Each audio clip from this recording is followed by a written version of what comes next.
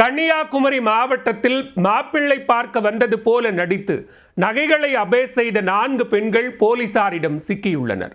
2ஆம் திருமணத்திற்காக காத்திருக்கும் ஆண்களை குறிவைத்து நகைகளை திருடி வந்த பெண்களின் திடுக்கிடும் பின்னணி என்ன?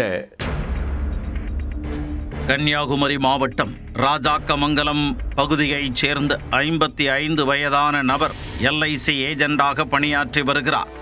இவருக்கு திருமணமாகி மனைவி குழந்தைகளோடு வாழ்ந்து வந்த நிலையில் 6 ஆண்டுகளுக்கு முன்பு கருத்து வேறுபாடு காரணமாக மனைவி பிரிந்து சென்று விட்டார்.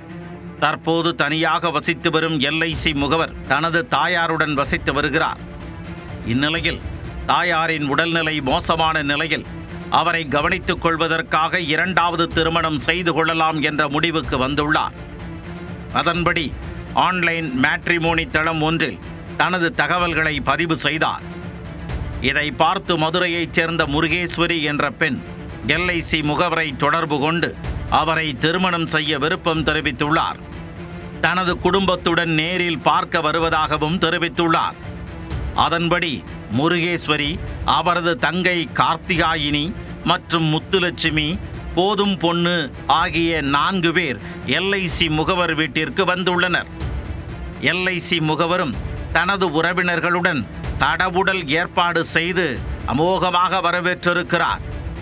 வீட்டு வரவேற்பறையில் அந்த பெண்ணுக்கு கொடுப்பதற்காக தங்க ஆபரணங்கள், பட்டு சேலை என விலை உயர்ந்த பொருட்களை தாம்பாளத்தட்டில் வைத்திருந்தார்.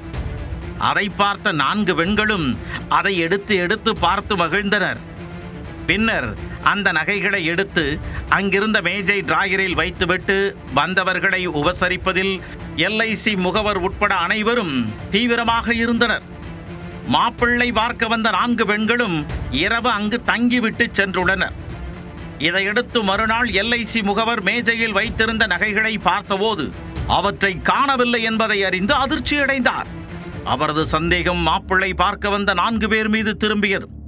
உடனே அவர் முருகேஸ்வரியின் செல்போனை தொடர்பு கொண்டபோது அது சுவிட்ச் ஆஃப் ஆகியிருந்தது. மற்றொரு பெண்ணுக்கு தொடர்பு கொண்டு நகைகள் குறித்து கேட்டபோது அவர் சரியாக பதிலளிக்கவில்லை என தெரிகிறது.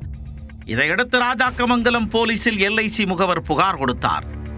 வழக்கு பதிவு செய்த போலீசார் நடத்திய விசாரணையில் நகையை திருடிச் சென்றது மதுரை கும்பல் என்பது தெரிய வந்தது. இதையடுத்து மதுரை விரைந்த போலீசார் முருகேஸ்வரி, கார்த்தியாயினி, முத்துலட்சுமி, போதும் பொண்ணு ஆகிய 4 பேரையும் கைது செய்தனர்.